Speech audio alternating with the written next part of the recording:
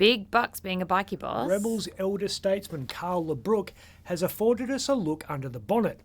He's given a once-over-lightly analysis of his club's finances, doing this at his trial for possessing stolen or unlawfully obtained property. In court again. If the judicial system had a frequent flyer program, Carl would have platinum status.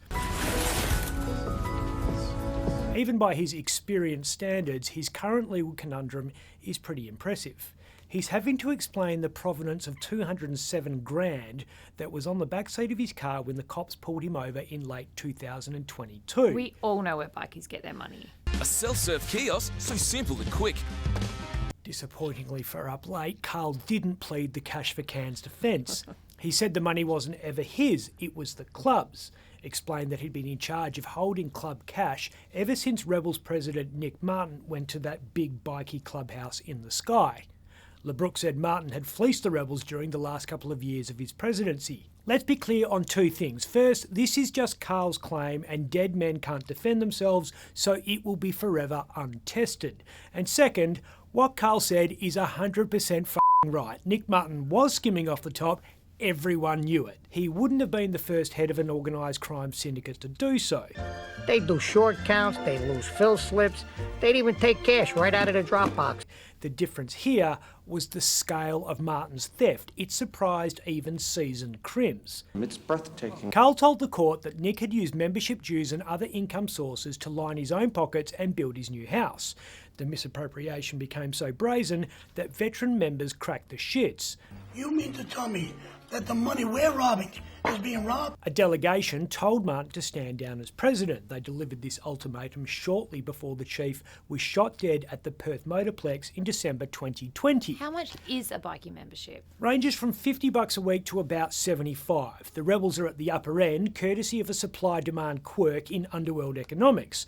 It's well known that it's easier to get into the Rebels than most other clubs. It's a running gag that if you fall asleep near a Rebels clubhouse, you'll wake up with a patch on your back.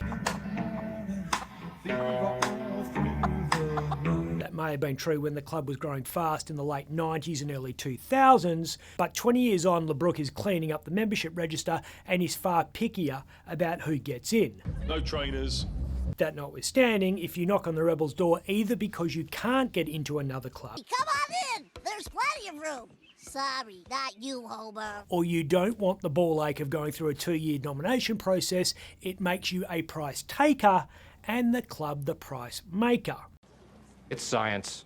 You pay what they say. Wait, $75 a week? Yep. That's almost $4,000 a year. London's Soho House is arguably one of the most exclusive clubs in the world, and they charge 5,600 Aussie, which means it's not that much more to socialise near Mayfair with Emma Watson than it is to hang out at the Rebels Clubhouse in Bibra Lake with this dude. Plus, the Gang Crime Squad probably isn't going to do this at Soho House. Royal Melbourne Golf Club's only $3,500 a year. They've got a hefty joining fee though. That is true.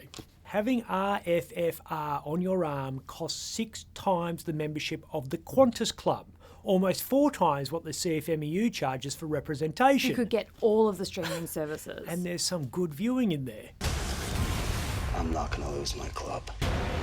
There are more than 100 patch Rebels, so in the 3.5 years since Nick Martin was killed, Carl LeBrook and the club's treasurer have counted, packed, transported and stored a lot of folding.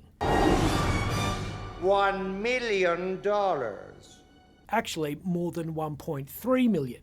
Suddenly, the 200 grand Carl was sprung with when he was pulled over by the cops doesn't seem that much, and membership dues are just the start. As well as coughing up between $2.5 and $4 grand a year for the right to wear a patch, you also have to buy a Harley. That'll be $20,000 or $30,000. At least they hold their value. Harleys are a good investment, just not for you. You buy it, you ride it, but the club owns it. So the Rebels own 100 bikes at 20 or 30 grand each. $2 or $3 million in assets in the driveway, and that's just from current members.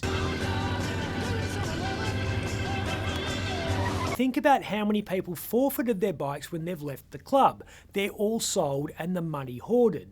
And then there's cash sales from bars in clubhouses. If you're in a mother chapter, the original foundation clubhouse, there's even more cash rolling in. When a regional chapter signs up a new member, the mother chapter often issues the patch jacket and can charge between $3 and $5 grand for that service. Money for jam. Then there are the fines you have to pay if you're found guilty of breaching club rules.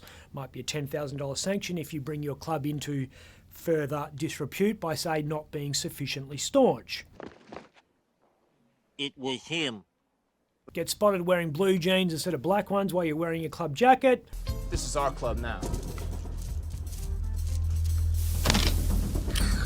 That could be $5 grand. And if you leave the club on bad standing, you can expect a big fine and the loss of your bike and a bashing. So Carl might be right when he says it was club money found in his car. That's up to the judge to say. We find out on May 15. Fine, I don't care. I'm Ben Harvey. For more Up Late, click the subscribe button below.